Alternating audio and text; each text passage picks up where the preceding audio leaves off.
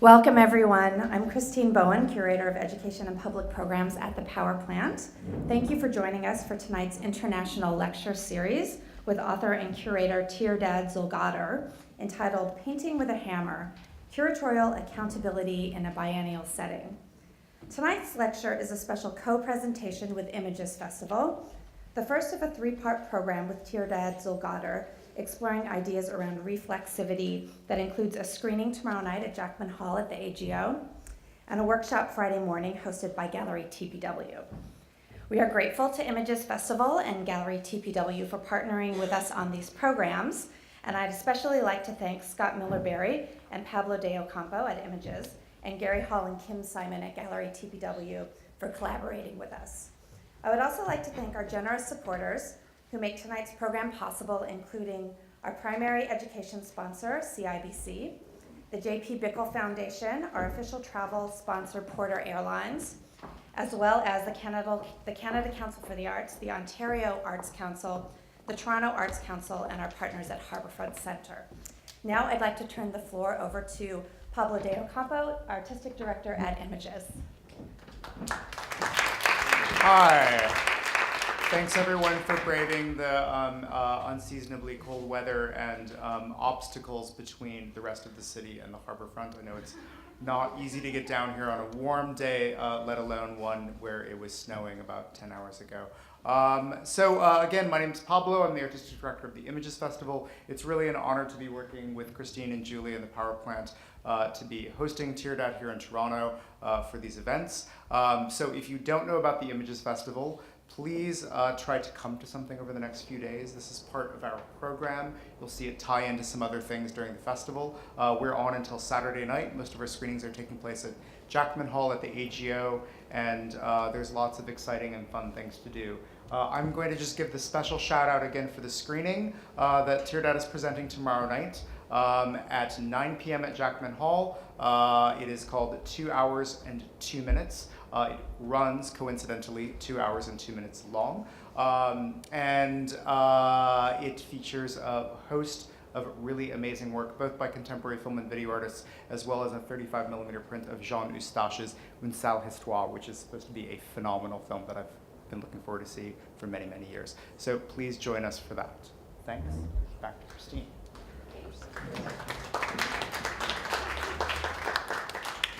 So it's now my pleasure to introduce writer and curator Tirdad Zolghadr.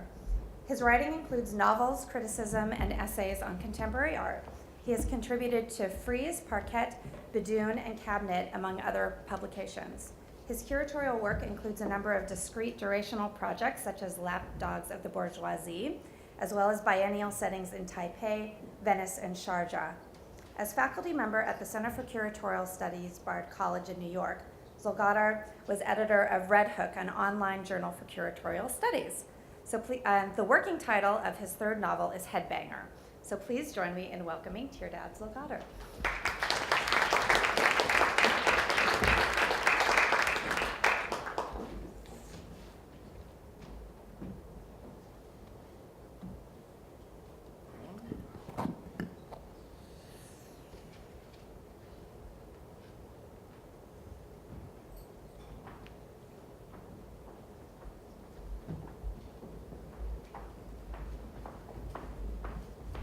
Thank you. Thanks for the invitation. Thank you, Julia, Pablo, Christine, but also Valerie, and all the others who made this possible and who put up with the complex logistics that went into making this trip a possibility. It's fantastic to be here. So I'll be speaking for just under an hour. I was asked to speak about the Taipei Biennial of 2010, which I curated together with Hongjon Lin. But I'll be using that as an occasion to talk about curatorial accountability and other matters which are a little more abstract in nature. But I will be speaking about the biennial for quite a bit. The title for this talk was borrowed from an artist who was referring to a particular mode of resistance that most people in contemporary art are very familiar with, a resistance to the culture of overperformance by means of a willful and creatively pointless endeavor, such as a painting with a hammer, something that maybe a theorist like Michel de Certeau would call perruquet. And I guess that you could say that there is indeed a mismatch right now between the curatorial methods at your disposal right now and what biennials impose in terms of an agenda. What was once a brush is now maybe a hammer or perhaps a screwdriver. But I'm actually not that interested in this idea of the melancholy of time wasted even creatively in a perruquet type of way, at least not tonight. I'm more interested in thinking about what you can do with a hammer that does not necessarily point back to the brush, but leads in new directions entirely. Hammers do other things. The title is also meant to point to a mismatch between curating and speaking about curating.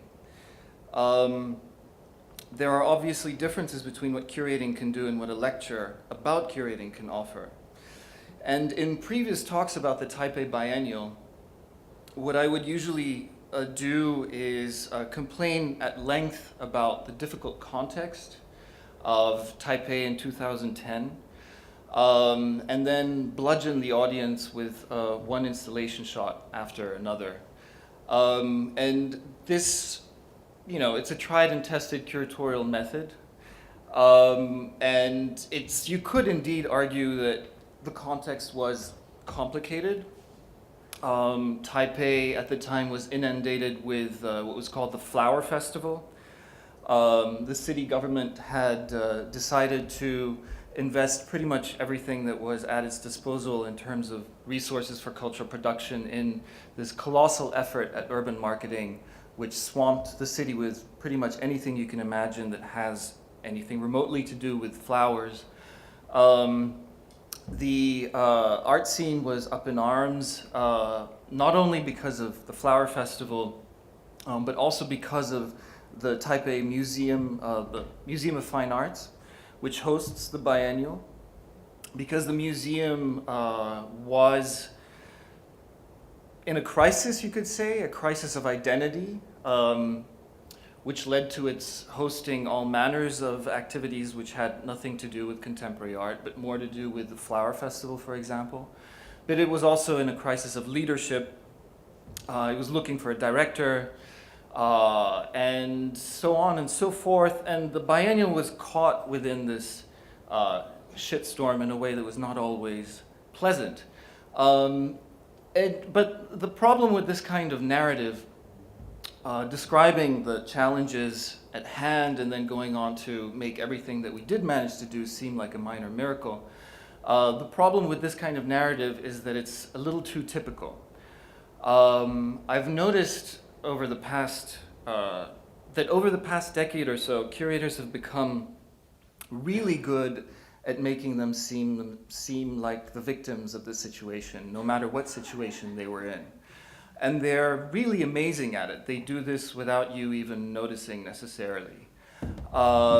They are always powerless. And everything that went wrong is due to the board, the institution, the city government, the budget cuts, the artists, consumer society at large, and so on and so forth. And it's a trope that or let's say a pattern that I would like to come back to at various points during this talk, because it's not just about rhetorical laziness. It has something to do with a political culture that is now a hallmark of contemporary art, and it's a way of packaging your work in which your expertise is both flaunted and yet denied. Deliberate decisions are acknowledged, but only on condition that they're attributed to someone else. be it the artist or the powers that be. And as scholar Megan Morris would say, in this model, power is both dispersed and maintained in the province of the few. So curators will insist on a lack of power, and then at the first chance they get, they will convene hundreds of artists, which they will submit to pretty awful working conditions, and submit the biennial audience to pretty terrible viewing conditions, and also submit it to a rather dramatic curatorial statement of galactic proportions. And then these same curators will convene to ponder Deleuzian tropes of smuggling and contraband. I would like to try and fight my own professional instincts as a curator tonight and try to avoid those particular patterns and to focus on core concerns. These are three in number mainly. One is the question of working conditions that I just mentioned. What kind of conditions of production do you produce as a curator for yourself, for your artists, and for others? Secondly, the question of how you move bodies through space, how you work with the architecture, for example.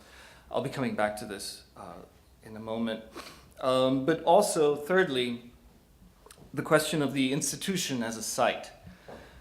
And I mean the institution both in a political abstract sense, the institution of art, the institution of curating, the institution of a biennial, but also as a material, as a place, as a building.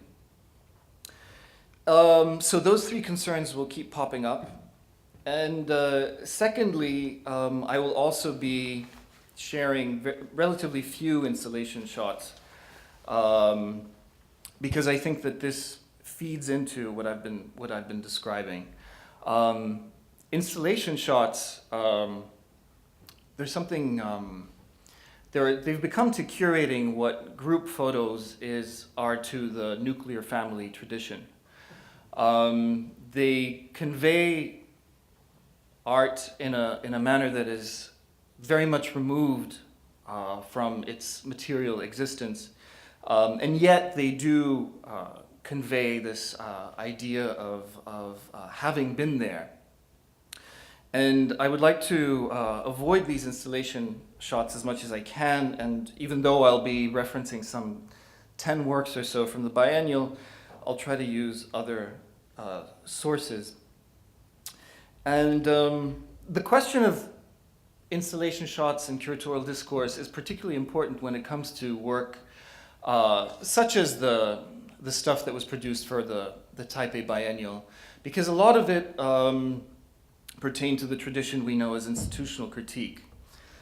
And there's an additional complication when it comes to that kind of work, because it's work that can be easily summarized into a one-liner. It's work that can travel very easily by anecdote and hearsay. And these anecdotes don't do the work many favors, no more than an installation shot would, because they turn the work into one-liners and very often into caricatures of themselves. Institutional critique works that subscribe to that tradition, just like works of art of a completely different nature, rely very much on the atmosphere that is triggered in the room, on the material that is used, etc., and on the conversations that are sparked. And very often these conversations are actually very, very conflictual. The problem with institutional critique traveling the world by way of these one-liners is that people get the impression that it's everywhere. So we all know this folklore of post-critical misery, this idea that, institutions are critiquing themselves now, it's done all the time, it's cheap, it's easy, you can't do it anymore, which is, I think it's safe to say, complete hogwash. For every critical project that is publicized, I can give you 10 that were compromised, watered down, or nixed, quite simply. Not necessarily with a fiery rhetoric of censorship, but for administrative reasons, financial reasons, technical reasons, meteorological reasons. Very often it's curators who condone these micro decisions and actually carry them through.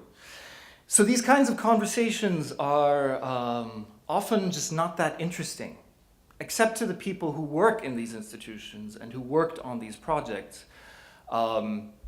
And so it adds an additional challenge to talking about curating and talking about projects, such as the one in Taipei. By the way, there's an amazing text by a Montreal-based curator called Vincent Bonin, a text that you can find online called "Bad News Always Arrives Too Late," which addresses exactly this problem really brilliantly. Let's get to biennials.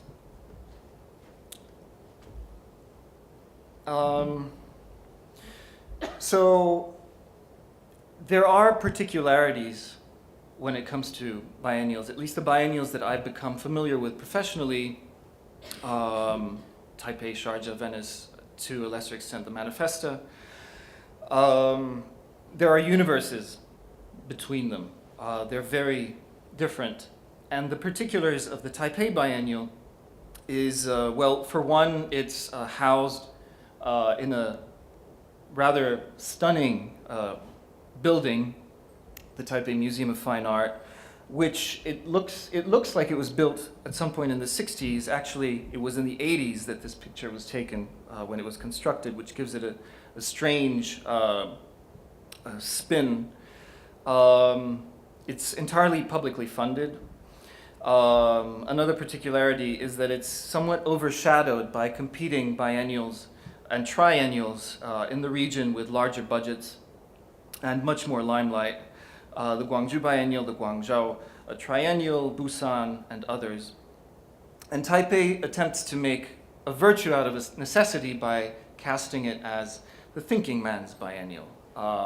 Smaller budget, more substance, and so on and so forth.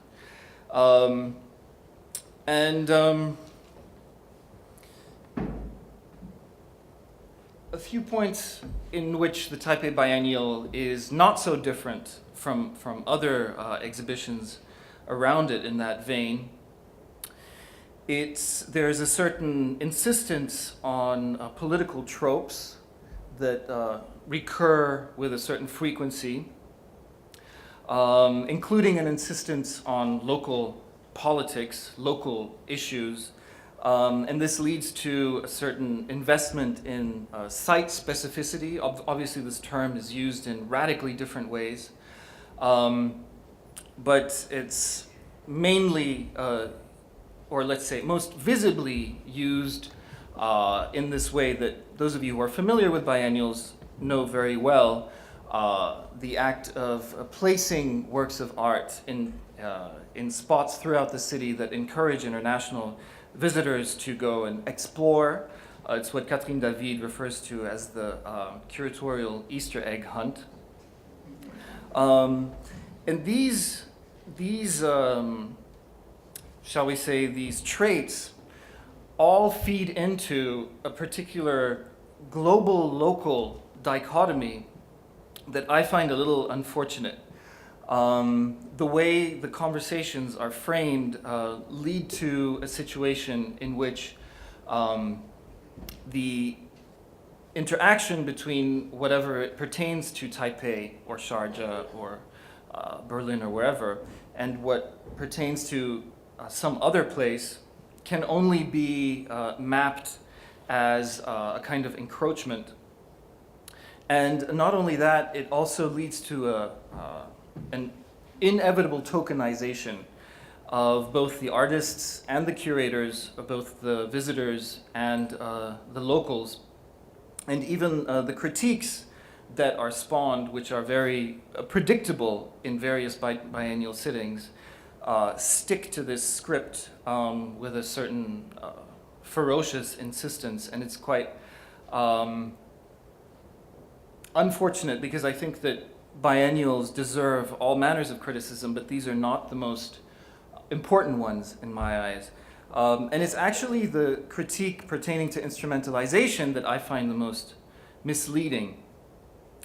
The idea of instrumentalization, that a biennial is instrumentalized by, for example, in Taipei, that it be instrumentalized for the sake of urban marketing, or that the Sharjah biennial is instrumentalized at the service of the local regime, and so on and so forth.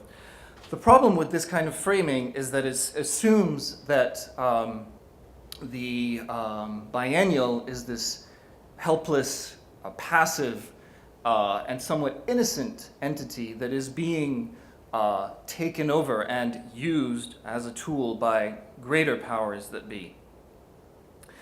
And I think this is somewhat misleading. And I'll be arguing this over the next 20 minutes or so. But to sum it up very briefly, in my opinion, the reason why curators are so bad at speaking truth to power is because they are power. They are part and parcel of the mechanisms that they repeatedly point to as the ones that are encroaching upon their work. In my opinion, to assume that contemporary art in its current professionalized constellation can be extricated from power is misleading at best, populist, and very counterproductive at worst. What did we, Hong Jong Lin and myself, but also our assistant curator Freya Cho, what did we try to bring to the table that was somewhat distinctive? I'll run through a quick list of what we thought were our, distinctive features, and then I'll readdress them a little more precisely. One was that we wanted to enact what we were pointing to, the topic of choice, the curatorial theme. We were trying to perform it rather than announce it or scream it from the rooftops. The topic of the biennial being what we called the politics of art, namely to look at the working conditions, the hierarchies, the ideologies of post-Fordism, cosmopolitanism, and so on and so forth that were at play within the museum, within the biennial, rather than use the biennial as some kind of a telescope to look at political issues from afar. In very much in the spirit of that precisely, we halved the number of artists that were usually shown at the Taipei Biennial. It was already a small biennial, and we made it even smaller. And in turn, we maximized the number of commissions. Every one of the artists was invited to produce a new work and to revisit an older one, or to revisit an older one. We placed quite an emphasis on questions of institutional memory. And we engaged with the context in a way that was extremely selective and one could even say filtered and somewhat paranoid. Finally, we tried to revise the decision-making process by inviting the first 10 artists that agreed to participate in the biennial to share some co-curatorial responsibility. So they were invited to be part of the conversation in terms of laying the very groundwork of what the biennial was supposed to look like. And this eventually led to what we referred to as the 2-year project. And I won't be speaking much about it today. I'd like to address it more in the workshop on Friday. Maybe there'll be time later on. These ideas, all in all, I think we're still very proud of them. We still think that they made for a strong show. If I look at the shows that came before and after us, it makes me all the more proud. And yet, I think that we missed a chance to make an impact on what I would call the crisis of curating by not taking things to their own logical conclusion. We shied away from certain steps or measures that would have made an enormous difference and which would really have constituted a completely different show. At the end of the day, the Taipei Biennial, despite these interesting twists and turns, remained a very conservative show. And I hope that during the course of this talk, I'll be able to explain what I mean. So there was the list of artists.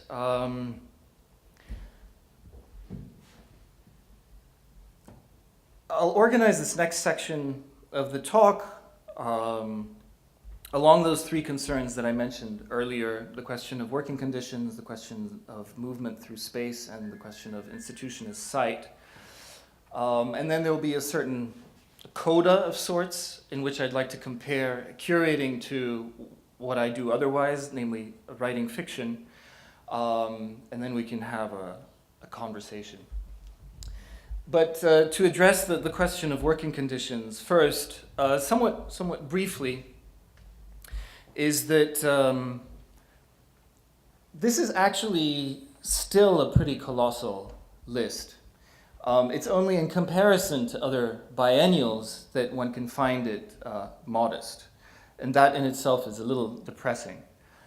But thanks to the smaller number of artists, we were able to double, sometimes triple, the artist fee that had been introduced at the Taipei Biennial previously, which was very important to us and which remains really important to me as a topic. It's something that I've been thinking about again and again. We also managed to minimize the competition between artists for attention, public attention. However, by insisting on a larger number of commissions and by insisting on the fact that these commissions be, somewhat subtle and reflexive, etc., despite the tight time frame at our disposal, there was the same old panic that you would find at any biennial. Really, there was the same competition for the high lumen projector, for the Black & Decker drill, for the ladder, for the, not only the intern, but the brother of the boyfriend of the intern who had to be called at 11 at night, 2 days before the opening, etc. And this, if you could go into details and track down how this could have been avoided. On the other hand, I think it does bear mentioning that these working conditions are a structural problem which will not really be resolved unless there's a slowing down that occurs, unless there's a challenge to the culture of overproduction that we are all very familiar with in contemporary art. And until that happens, it'll be very hard to counter these working conditions we've become overly familiar with within the field. And these working conditions were particularly dismal during the 2-year project that we co-conceived with the artists. And it's actually a really fascinating irony that many of the projects with the most idealistic, progressive, earnest intentions wind up creating the most exploitative conditions for the participants. This is something that happens a lot, and the 2-year project was not an exception to this. This was Claude Wampler and Hong John Lin working on her installation hours before the opening. The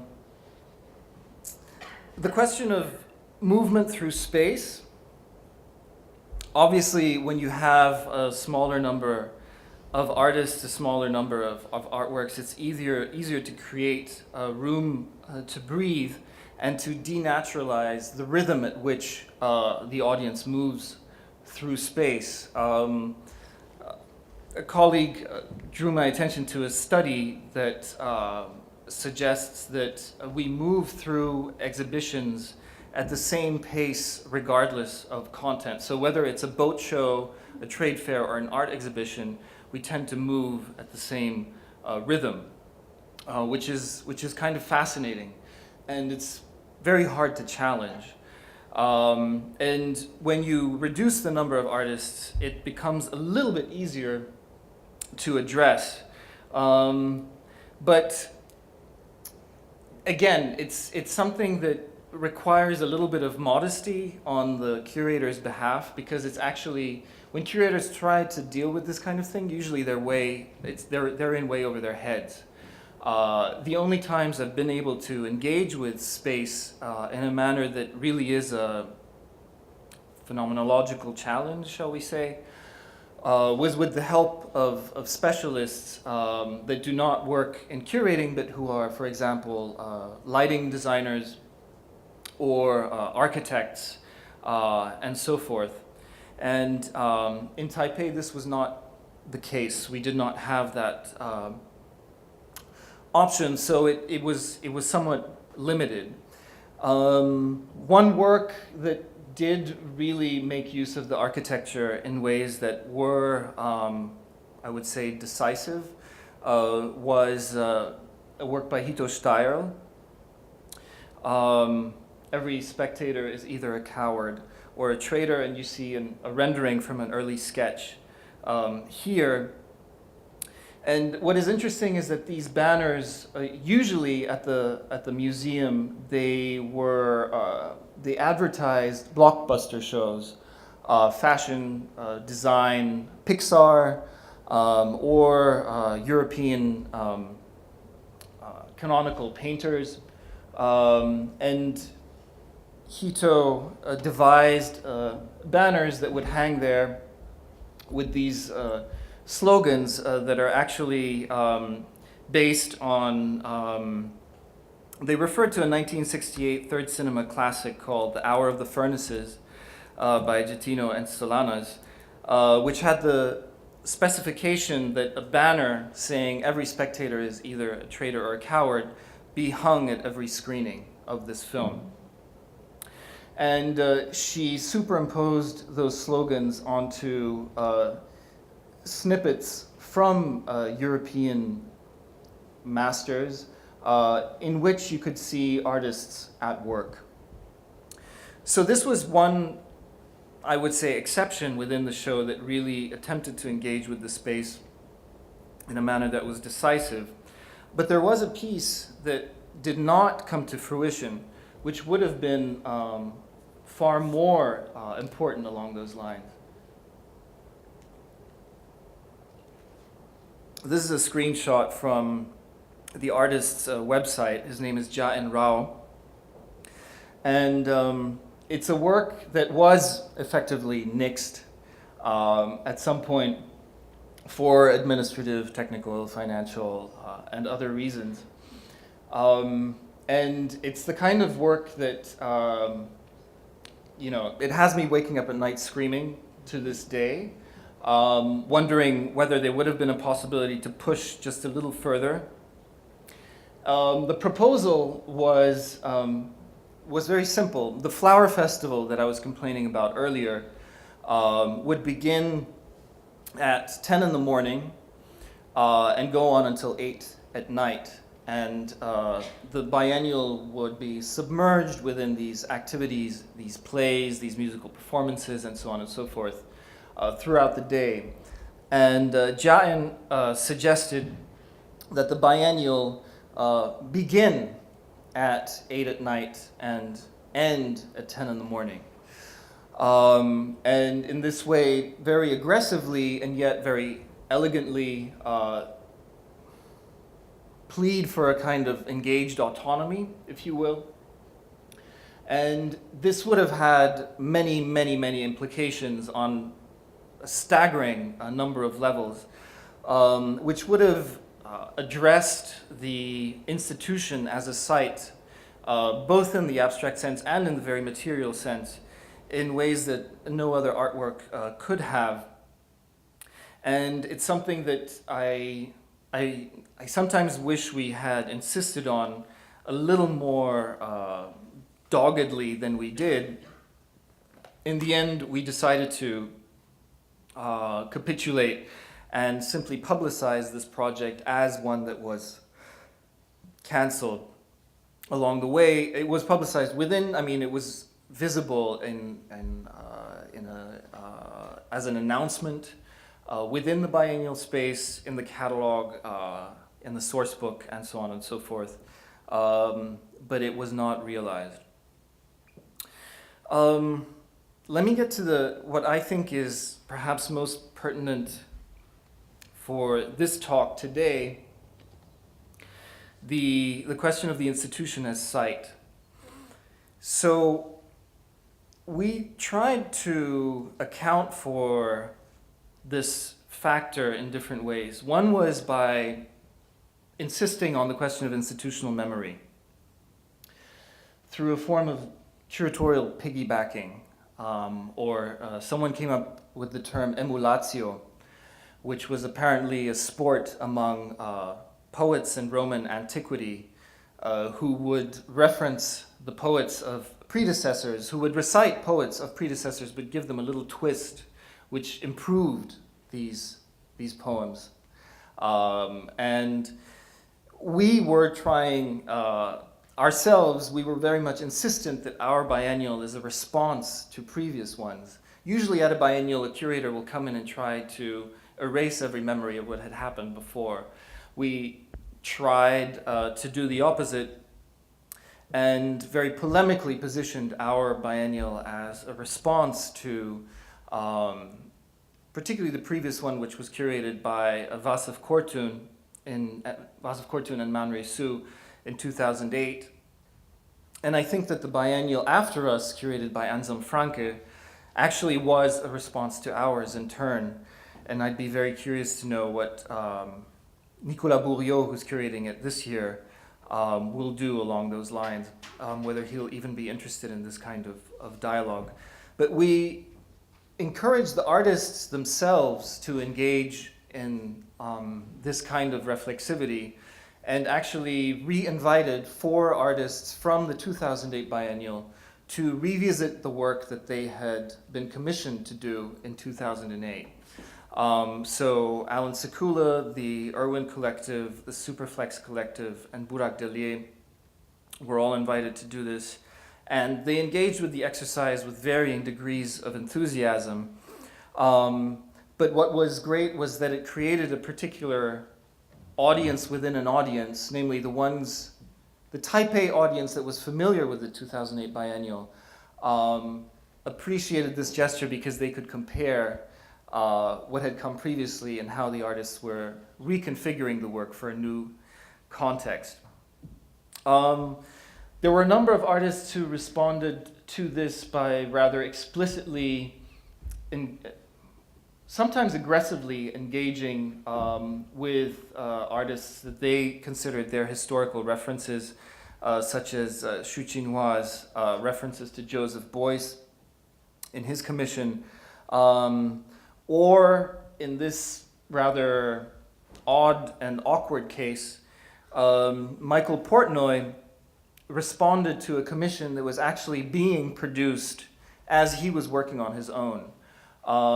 His work was considered an improvement of Olivia Plender's installation, which was to be just vis-a-vis his own work. And the two were working in a very strange and unpredictable kind of dialogue. This is a very early rendering. The final outcome of the work was somewhat different to this. It did not involve a chicken, although it did involve a front desk that revolved in a circle and that entrapped you, and once you were inside, you succumbed to a kind of delightful and depressing claustrophobia that I can tell you more about during the Q&A. One other interesting example that I would like to mention was the fact that I found out by sheer coincidence that this iconic work by Michael Asher, which is his recurring contribution to the sculpture show in Münster, his famous Caravan. There were two artists that independently of one another both had the idea of stealing the caravan, and they both proceeded to actually remove it, to film this whole operation and then return it to where it was. One being Keith McIsaac from Scotland and the other being Mario Garcia Torres from Mexico. And the two films were very different in tenor and temperament, but they effectively did the same at almost the same time. And it's actually sensational that they didn't. It would have been sensational if they had bumped into each other while one was busy with the caravan. So we actually, both of these works were featured at the biennial. So this was, these are some of the ways in which we were engaging with institutional memory by insisting on this kind of exercise of emulatio, if you will. The other was by restricting what we regarded as site specificity to the site of the institution. As I mentioned earlier, we were not overly eager to embed the biennial within a larger Taipei context. We tried to localize it via a certain number of intermediaries. For example, we invited a certain number of critical companions that we called Sputniks, local scholars, curators, critics, who had access to the backstage goings-on and could respond to the unfolding of the biennial by means of various interventions in the form of talks or workshops or texts. We translated a number of lectures in English into Mandarin and had them staged by local actors. We reached out to 7 or 8 local art institutions, artist-run institutions, with which we engaged in various ways. I'll only mention one, a venue called LSD, run by the artist that everybody refers to as Yao, and I won't attempt to pronounce his last name. I'm butchering all these names, and I beg you for forgiveness, anyone who knows how to pronounce them correctly.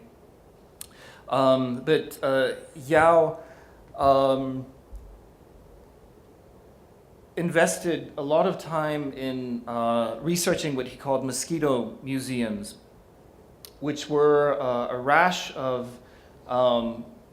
buildings across the island, which were cultural institutions that were built only for the purpose of embezzling public funds. And once they were more or less standing, they were just abandoned and were visited only by the occasional mosquito. And Yao actually had piles and piles of documentations of these venues. It was astounding. There were hundreds in number.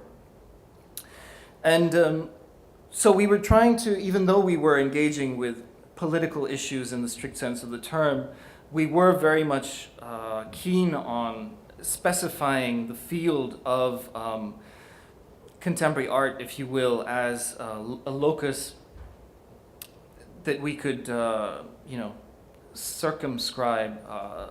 The thing about a lot of the curatorial statements that you will read, particularly in a biennial context, is that the scope of political concerns that they wish to address is so colossal that it's absolutely impossible to actually get there. And this has something comfortable about it, because if it's unattainable, then this lets you off the hook in a certain sense. There's a mode of plausible deniability that works to your advantage. If you begin with a laundry list that is absolutely galactic, then no one can hold it against you if you actually don't, tick those boxes.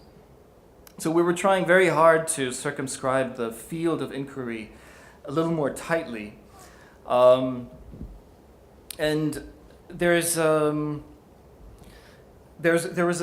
anecdote that was haunting the biennial, which is perhaps also very helpful.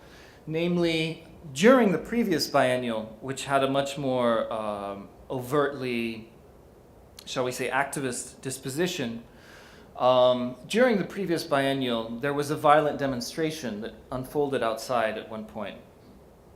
An official was visiting from China, and a riot unfolded pretty much by coincidence right outside the museum, and cop cars were burning, windows were smashed, and so on and so forth. And the artists in the biennial found this rather depressing because it highlighted how quaint political art can look when compared with this kind of drama.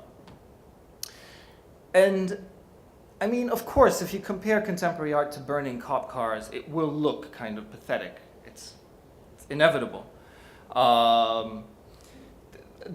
And what we were trying to do was to precisely sidestep this kind of melancholia and to insist on an urgency of politics as it unfolds within contemporary art, and to insist on these stakes being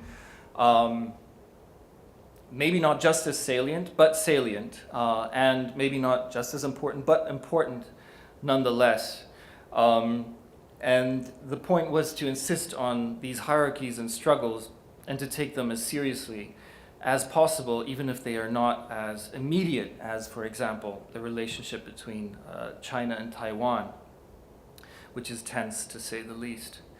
And this unfolded in ways that were, for example, very, shall we say, didactic ways through workshops with titles such as How to Survive Without a Gallery, but also by means of various commissions through which the artists responded to this kind of prompt.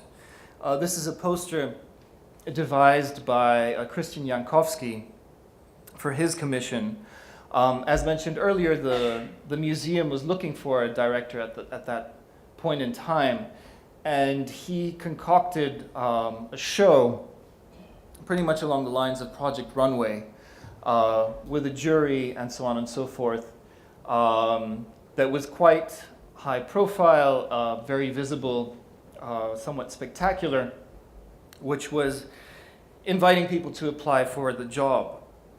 And this project was not just an intervention within museum politics, it was also, we thought, a matter of looking at the politics of art as being watched as you're watching others, and thereby encouraging one another to internalize what it means to be a cultured and artful bourgeois subject. This is a shot from a work by Doris Wong, which is a piece that offered free medical care for artists, and a piece by Shahab Fotuhi called Elevator Pitch, in which he put me in the impossible position of hosting a political debate between two representatives of the two main political parties on cultural policy, including the Flower Festival. And this was actually televised. And obviously this has to do with questions pertaining to what I was referring to as site specificity, the imperative of the local, and the impossibility of actually accounting for that. But also, and I know that this was most important to Shahab, the relationship, the power relationship between curator and artist.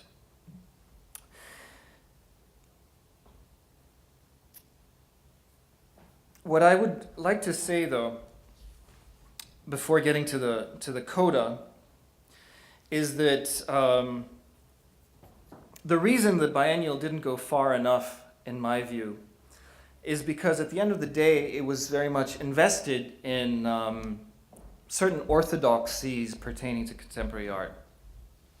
Our chief theorist, if you will, was Jacques Rancière, which I'm sure most of you are familiar with, whose idea of the redistribution of the sensible is basically a call to stop talking down to the spectator by both embracing the spectator-producer divide on the one hand, and on the other hand, celebrating the indeterminacy that unfolds in that situation. Ultimately, this line of argumentation proposes that as a curator, you would be ill-advised to offer an unambiguous proposition. Rather, you should encourage the spectators to make up their own mind, to put it somewhat simply. The fascinating thing about this line of argumentation is that it magically, it seems to be somewhat liberating again and again. Every time you revisit it, it seems to be endlessly inspiring to all manners of curators and artists and theorists, even though it has actually become contemporary art orthodoxy, an orthodoxy that is all the more powerful because it's, again, magically not recognized as such. And we, for our parts, said that we would not impose ourselves. We insisted on a tenor that was anti-didactic, anti-heroic, anti-sensationalist, and on a particular ethos of indeterminacy that Rancière would have approved of. And ultimately, this adds up to a form of withdrawal, which I think is not enough. I think that a biennial, for one thing, needs to define its audience more aggressively. It doesn't have to be more or less audience necessarily, but a specific audience. Whether it's radically inclusive, such as what Roger Bergel was attempting to do at the Busan Biennale, or radically exclusive, such as the Manifesta 6, which was meant to unfold in Cyprus in 2006, but which was canceled at the last minute. We did do this successfully at certain moments. For example, when we invited those artists to revisit their own work, I think that we created a particular audience that set itself apart from others and that was interpolated and confronted with a particular hypothesis. But by and large, we shied away from these hypotheses, which do tend to divide people, whereas the indeterminacy I've been speaking of tends to unite them. And in this sense, it is in this sense that I think that Taipei at the end of the day became a somewhat conservative thematic group show. Thematic group shows are kind of fascinating because they tend to work to the curator's advantage in really mysterious ways. At first glance, they're perfectly heliocentric. The work rotates around the curatorial premise very politely, and you have the curatorial idea in the center. But actually, there is rarely a hypothesis that structures this because it's not necessary. As a matter of fact, in most thematic group shows, if there's too much scrutiny on the art, you can always divert attention to the theme, and if you look at the theme too closely, you will see that there is no hypothesis that would actually justify distracting attention from the work. So then you divert attention back to the work, and the curator is off the hook once again, thanks to this shuttling back and fro, to and fro. There were certain works within the show that did go beyond this kind of thing.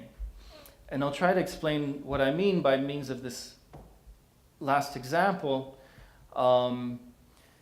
which is a work by Olivia Plender, which Michael Portnoy attempted to improve,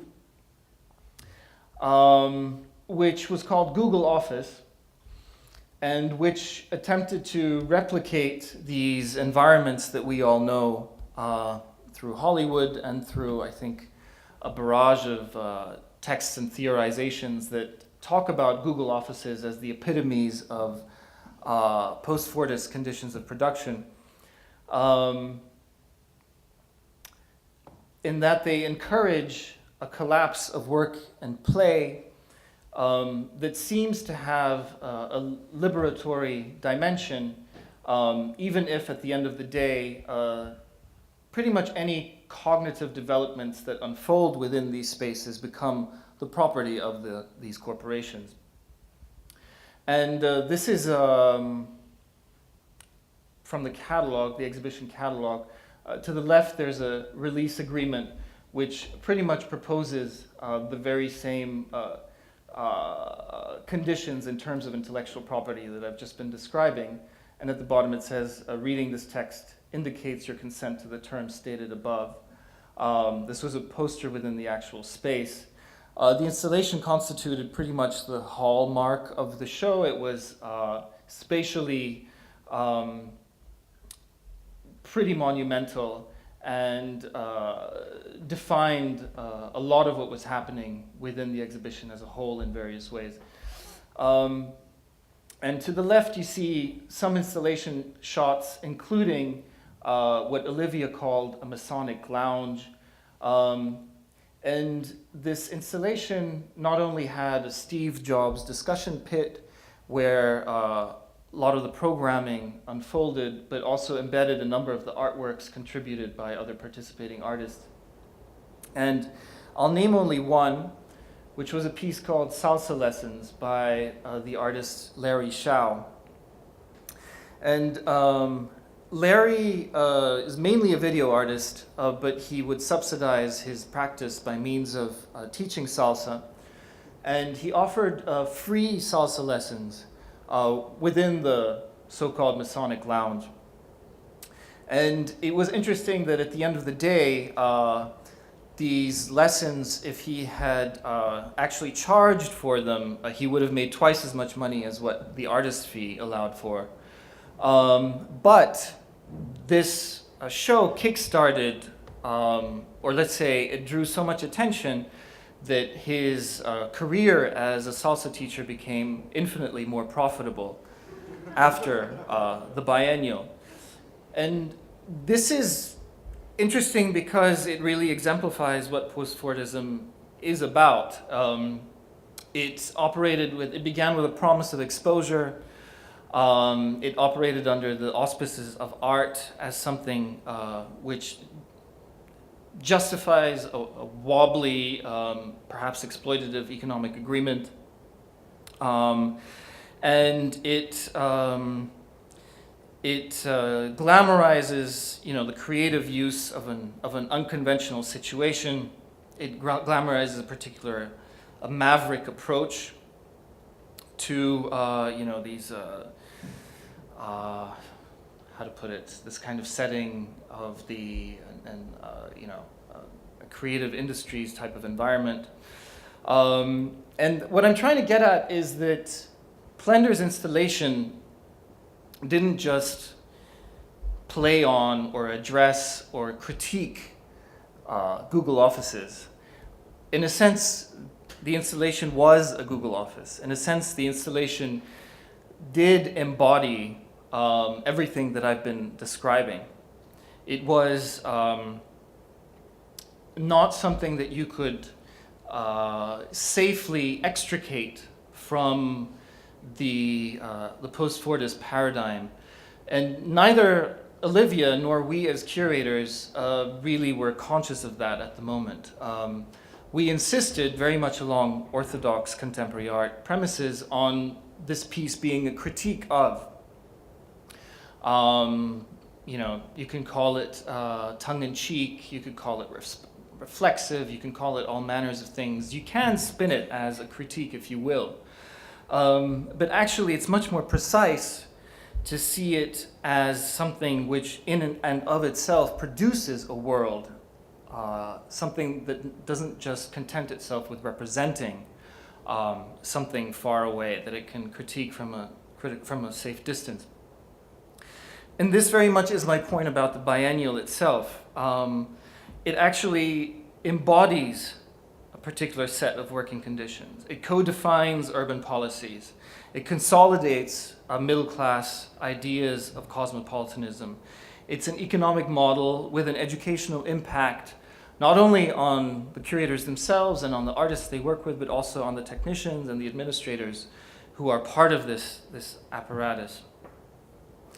And I think that the ongoing Sydney Biennial is really helpful to think about at this moment. I don't know how familiar people are with what is happening there right now. Australia has a very extravagant immigration policy. If you land there without a visa, you can be detained for an unspecified amount of time. In these detention centers that are co-run by a corporation called Transfeld. Transfeld was one of the main sponsors of the Sydney Biennial.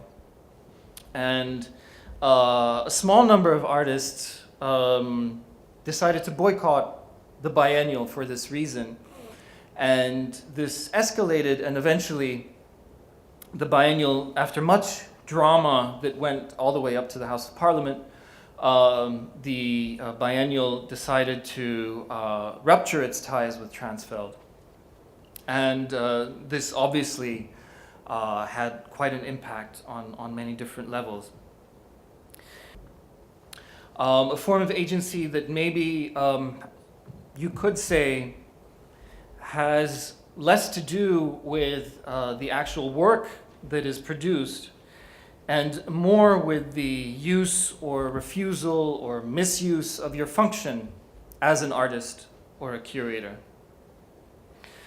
And I've been working in Palestine since July, and this is particularly interesting for a context such as Palestine today, where an increasing number of curators, artists, activists, human rights scholars, media studies scholars are coming to a consensus that representations of what is unfolding within the country is not really hitting the mark. It's not really adding up to what it is hoping to do on any level.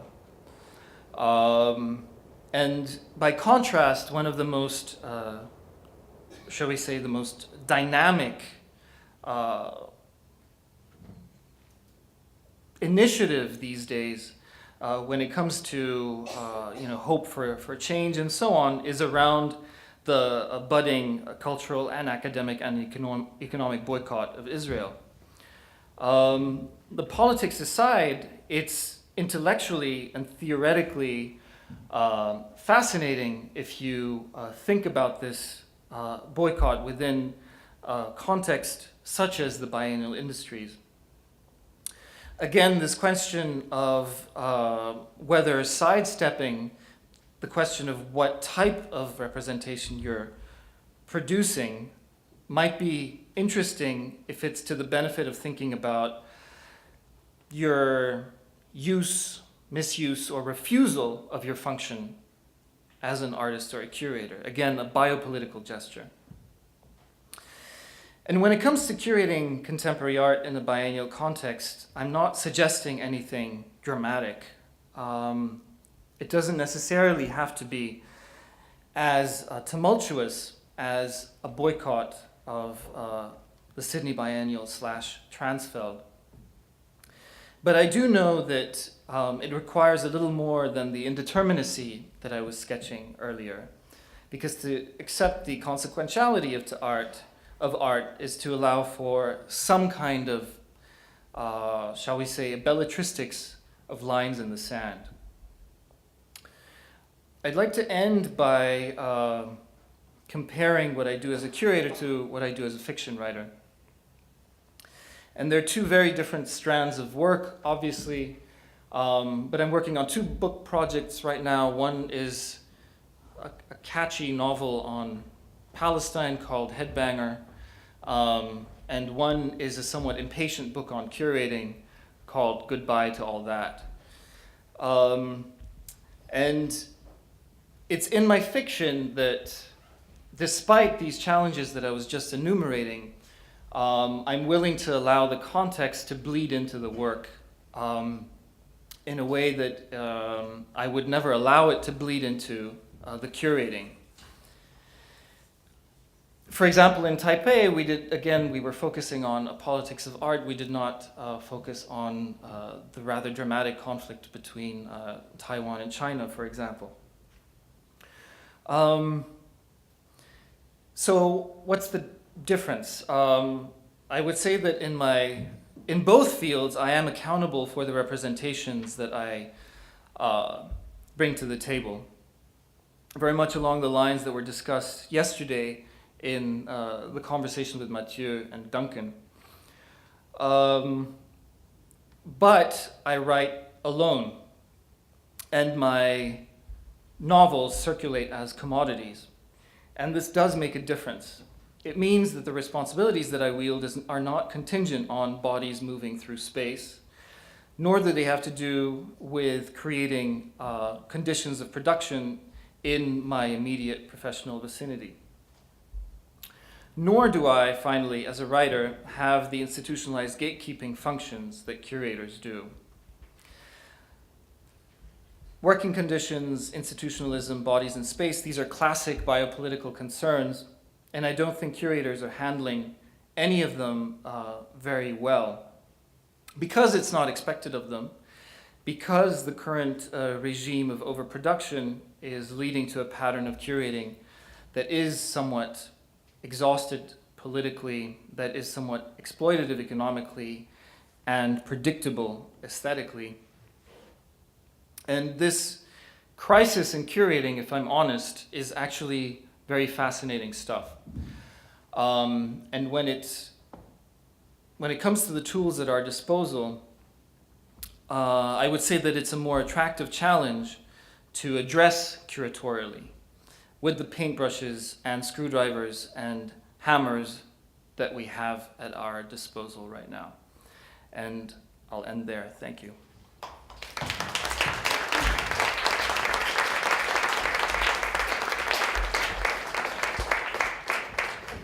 It was a little longer than I'd hoped. Let's see if anyone has the energy for questions or comments.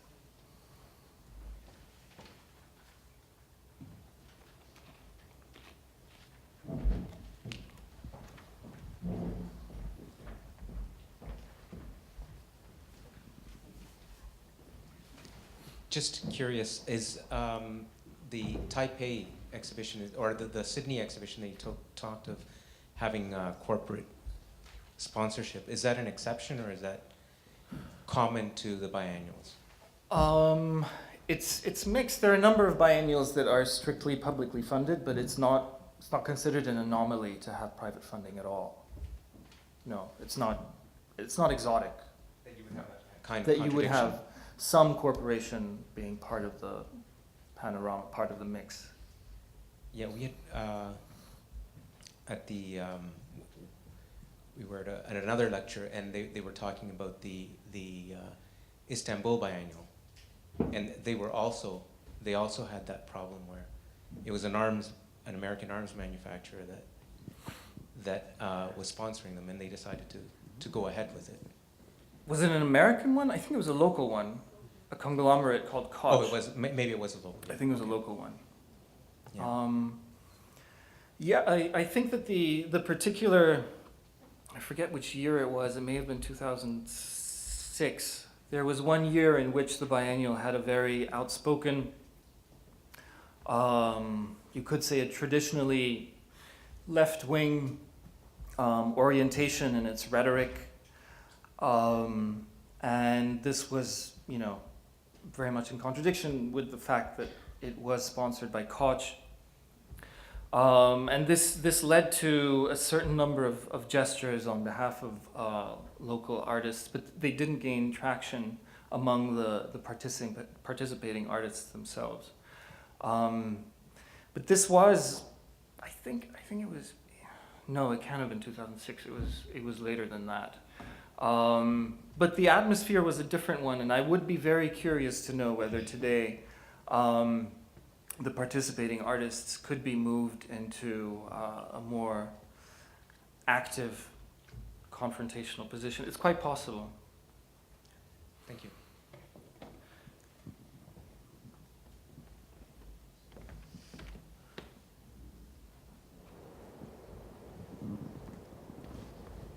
Hi there, thanks for the talk. You made a quick reference to trying to keep the media attention balanced. I wondered if you could elaborate on that. And also your admirable advocacy for artist fees, and I wonder if that's something you could share a bit on your experience internationally and how that is received in various institutions. Thanks. The media attention, it's very, very hard to preempt in any way whatsoever. We realize that our use of the term reflexivity became a kind of caricature of itself at some point because it was easy to pick up on, and some of the press coverage did that in a somewhat flippant way. And the response was very mixed, and not overly enthusiastic, but not overly dismissive either. I think the fact that we didn't make much of an effort, didn't make enough of an effort to reach out, and I say that self-critically, led to a somewhat cautious, lukewarm reception in the media. I'm not sure that that's what you were interested in, but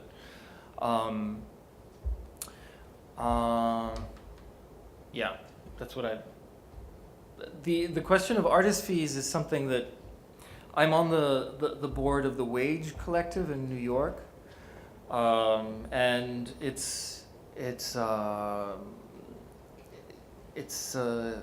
should I say, it's a topic of conversation I'm increasingly obsessed by, because it's something that is so simple and that yet has this colossal chain of implications that comes with it the second it's taken seriously. The fascinating thing about the Wage Initiative, which is a collective of artists based mainly in New York, but not only, who are trying to set up a system through which they can certify various institutions that offer fair conditions of working conditions to artists, beginning with an artist's fee. But then there's the whole question of how you quantify that. Regardless of how you quantify it, even if it's taken seriously in the most loose and slipshod fashion, it immediately slows down the mechanism at large in a very simple way.